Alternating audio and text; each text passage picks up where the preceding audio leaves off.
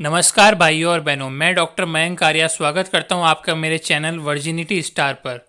तो आज मैं आपके साथ एक बहुत ज़रूरी समस्या जो है युवाओं के बीच आजकल जो चल रही है उसके बारे में बात करने वाला हूं। फैप और नो फैप। तो बहुत से लोग कहते हैं कि फैप बहुत ख़राब चीज़ है। फैप मतलब मास्टरबेशन या हस्तमैथुन भी कह सकते हैं इसको। तो आइए पहले मैं आपको बताता हूँ कि ये फैप या हस्तमैथुन जो है वो होता क्या है। तो फैप वो प्रक्रिया है जिसके थ्रू जो कोई इंसान मतलब जैसे कोई आदमी या औरत अपने गुप्त अंग जैसे कि सेक्सुअल ऑर्गन्स उनको टच करता है या उनके साथ खेल के चरम सुख प्राप्त करता है। तो फैप हम मुख्य रूप से मतलब इसी के लिए करते हैं ताकि हमें प्लेजर फील हो, एक चरम सुख हमें मिलता है। ठीक है, जब हमारा वीर्य निकलता है बाहर अपने शरीर से तो हमें सुख मिलता है, उसी इसी वजह से हम फैप करते हैं।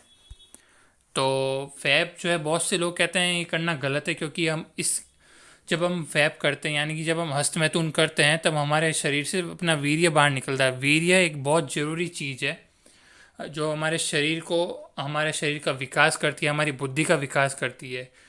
वीर्य यानी कि सीमन। सीमेन में मतलब कुछ ऐसे विटामिन्स और मिनरल्स होते हैं जो हमारे बुद्धि के विकास के लिए बहुत ज़रूरी होते हैं। ये विटामिन्स और मिनरल्स कहीं नहीं मिलते दुनिया में। ये बस हमारे जो टेस्टिकल्स होते हैं शरीर में वही बनते हैं और वहाँ से सीधा अपने ब्रेन में जाते हैं और उनका फिर ब्रेन का विकास होता है। सीमेन से हमारी ब्रेन की क्रिएटिविटी बढ़ती है। हमारा ब्रेन ऐसा मतलब ऐसी कैपेबिलिटी हासिल कर सकता है जिसके थ्रू वो नए नए इनोवेशन कर सकता है, इनोवेशन कर लेता है। ठीक है, तो बहुत सारे साइंटिस्ट और जो बड़ी बड़ी कंपनी के सीईओ हैं और एक्टर्स सेलिब्रिटीज़ हैं उन सब ने ये दावा किया है कि वो नो फैप को फॉलो करते हैं, यानी कि वो जितना हो सके वो उतना सेक्सुअल एक्टिविटीज से दूर ही रहते हैं ताकि वो अपनी बॉडी में या मतलब अपने शरीर में जो है सीमेन को बचा के रखे। सीमेन रिटेंशन कहते हैं इसको। ठीक है, तो अब मैं आपको बताता हूँ कि जब हम हस्तमैथुन करते हैं तो क्या क्या जो है वो दिक्कतें आती है, इसके साइड इफ़ेक्ट होते हैं कुछ। जैसे कि सबसे बड़ी प्रॉब्लम ये होती है कि इससे हमें थकावट होती है, इससे हमें कमज़ोरी फील होती है, हमें आलस आता है, कोई भी काम करने की शक्ति नहीं रह जाती।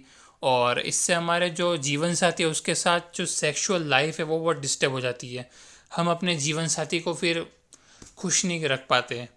और और भी कुछ दिक्कतें जैसे कि बालों का झड़ना, हेयर फॉल प्रॉब्लम, कमर में दर्द। और हमें कभी कभी डिप्रेशन भी होता है कि हमने क्यों किया, ये मैस्टरबेशन क्यों किया। और हमें कभी भी गिल्टी भी बहुत फील होता है कि हमने क्यों किया, बहुत गलत किया है, इसको करने के बाद अफसोस होता है। तो ये सब जो है कुछ साइड इफ़ेक्ट्स होते हैं मास्टरबेशन के। तो आइए जानते हैं कि इसको कंट्रोल कैसे कर सकते हैं हम। फैप को या मास्टरबेशन को कंट्रोल कैसे करें, तो सबसे बड़ा तरीका, सबसे पहला जो कदम है इसको कंट्रोल करने के लिए वो है कि पॉर्न से दूर रहे। पॉर्न मतलब कि जो ब्लू फिल्म्स होती है वो ना देखे, जितना हो सके उनसे दूरी बनाए रखे। ठीक है, ऐसी भी कोई चित्र अगर आपके सामने गलती से आ जाए जिसमें कोई नग्न व्यक्ति खड़ा हो तो उससे दूर हो जाए, अपनी आंखें वहाँ से दूर कर लें जल्दी से जल्दी। ठीक है, जब भी हम पॉर्न देखते हैं तब हमारा शरीर जो है वो उत्तेजित होने लग जाता है, हमें फिर मैस्टरबेशन करने का मन करता है, इसलिए पॉर्न से जितना हो सके दूर रहें। दूसरी सबसे बड़ी चीज़ जो है इसको कंट्रोल करने के लिए वो है एक्सरसाइज, कसरत। तो रोज़ सुबह शाम आप कसरत करें। अगर आपके पास समय इतना नहीं है तो फिर सुबह सुबह 15 मिनट या कम से कम आधा घंटा रोज़ कसरत ज़रूर करें।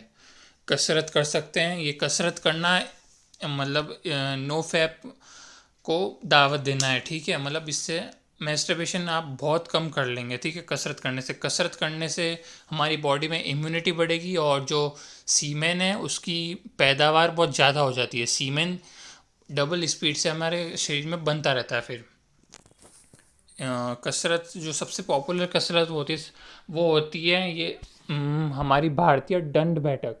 तो दंड बैठक कर सकते हैं, उससे भी हमारा सीमेन जो है वो बढ़ेगा।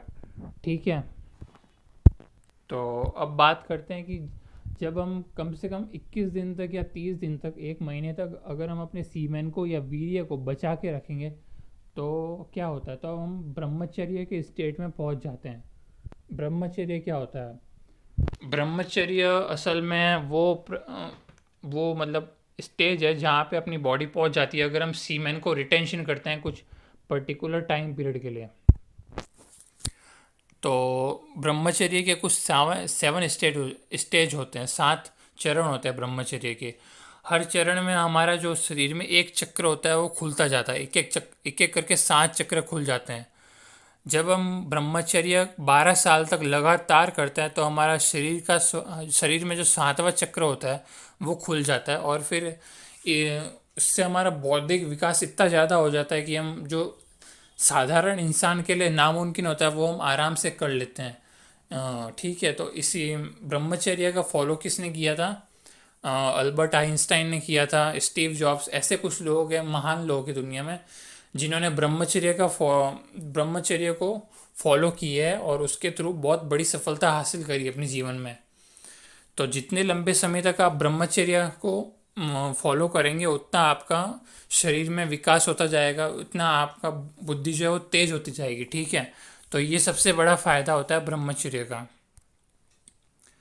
ब्रह्मचर्य करने से फिर अंत आपके जो जीवन में है वो दुख कम होते जाएंगे, आप डिप्रेशन कभी फील नहीं करेंगे, तनाव नहीं रहेगा, और आपका जीवन जो है वो सुखी और आनंद में हो जाएगा।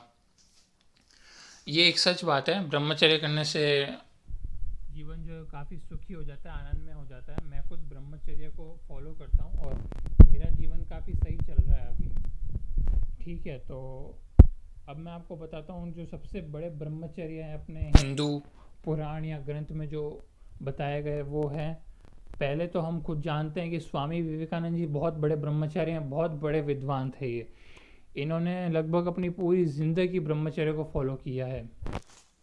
और दूसरे सबसे बड़े ब्रह्मचारी तो आप लोग जानते ही होंगे, श्री हनुमान जी या बालाजी कह सकते हैं इनको। ये सब दुनिया के सबसे बड़े ब्रह्मचारी है।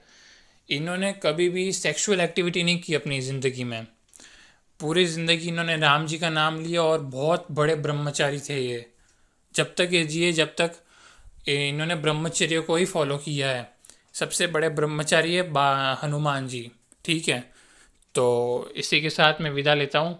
तो बस मेरा यही कहना था कि ब्रह्मचर्य के बहुत फ़ायदे हैं, यानी कि सीमेन रिटेंशन के फ़ायदे बहुत हैं, इसके फ़ायदे बहुत हैं। नुकसान, अगर आप सीमेन को मतलब बहाएंगे तो आपका नुकसान बहुत होगा, अगर सीमेन नहीं बहाएंगे तो बहुत फ़ायदा होगा। ठीक है, तो अगर आपको कोई और सवाल या मुझसे पूछना हो तो आप कमेंट्स में नीचे पूछ सकते हैं, मैं आपका जवाब ज़रूर दूंगा। ठीक है, तो इसी के साथ विदा लेते हैं भाइयों बहनों।